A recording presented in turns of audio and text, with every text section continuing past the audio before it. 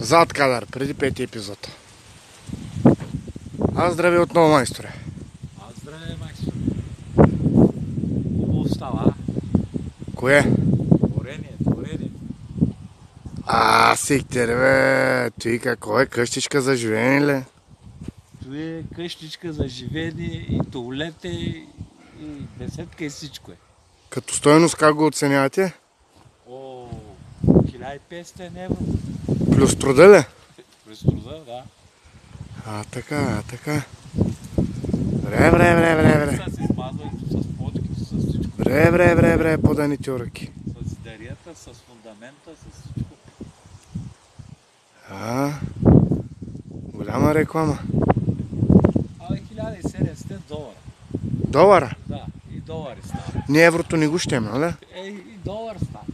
Да, и български става. Красота. Има още да се прави. Така. Измазване. Имаме едни дърва за огрев, ще ги вкараме тук за начало пък. Ще видим по-добре. Ето викаш универсална тоалетна. Да. Склад, беседка. Склад, беседка, туалетна. Ако отворим и долу дупката, ще стане и бункер, а? Бункер, да. Хубаво, браво. От всичко разбирате, господине. Дърводелство, зидария. Колю Фичето ти казах.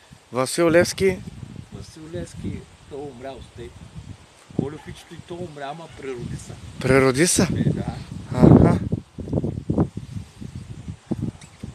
Ще се видим после пак. Аре, ще се видим като слагаме омарината. Ай.